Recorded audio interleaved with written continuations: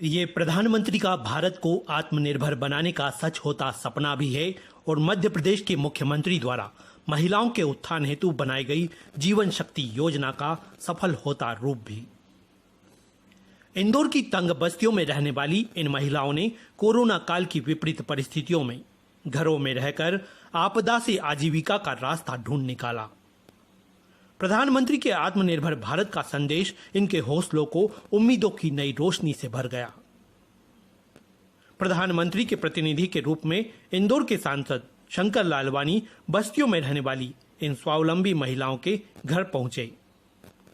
तंगहाली के बावजूद महिलाओं में गजब का आत्मविश्वास, कुछ कर गुजरने के सपने और काम की तल्लीनता ने सांसद को सम्मोहित कर दिया।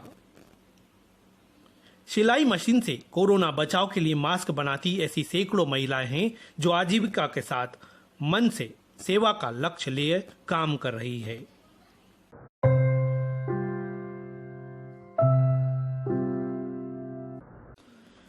सांसद लालवानी इनकी सेवा के संकल्प से इतने प्रभावित हुए कि हौसला बढ़ाने वहां तक जा पहुंचे जहां बड़ी संख्या में स्वास्थ्य रक्षक महिलाएं काम कर रही है।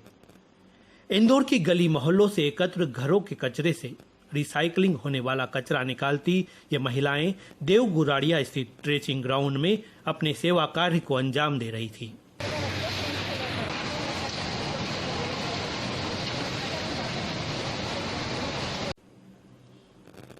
प्रवेश नामक एक एनजीओ की संचालिका रूपाली जैन इस अनूठी पहल का प्रमुख माध्यम बनी हुई है। उन्होंने सांसद लालवानी को बताया कि बस्तियों की जो गरीब महिलाएं हैं, उन्होंने लॉकडाउन से अनलॉक के इस दौर में करीब 3.5 लाख मास्क बनाए हैं।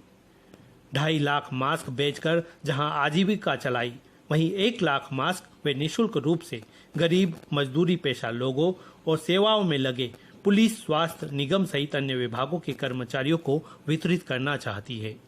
4000 महिलाओं को रजिस्ट्रेशन किया, जिसमें से 400 महिलाएं जो है वो मास्क बनाने के लिए चुनी गई।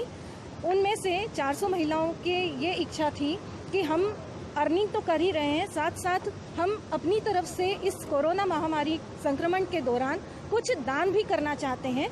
तो मुझे उनका ये निवेदन स्वीकार करना पड़ा और उनको सहयोग करते हुए लगभग 3.5 लाख मास्क जो है वो निर्मित किए गए, जिनमें से 1 लाख मास्क निःशुल्क वितरित किए गए हैं स्वास्थ्य विभाग को, पुलिस विभाग को, रेक पिकर्स को, मजदूरों को और गरीब बस्तियों में उनके द्वारा वितरित किए गए। और बाकी 2.5 लाख मास्क जो है उनको वो सेल करके बेचकर उन्होंने अपनी आजीविका को भी चालू रखा इस महामारी के समय में। सांसद लालवानी ने इस अनूठी सोच से प्रभावित होकर निःशुल्क मास्क वितरण की ट्रेचिंग ग्राउंड में काम कर रही महिलाओं से शुरुआत की।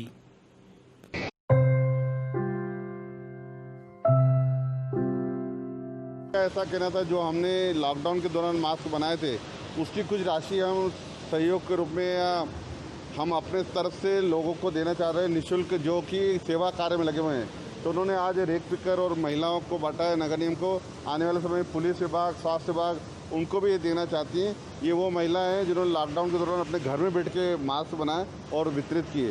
तो एक अच्छे पुण्य कार्य के लिए उन्होंने इस दौरान काम किया, तो मैं उनका मनोबल बनाने के लिए यहाँ पर आया हूँ।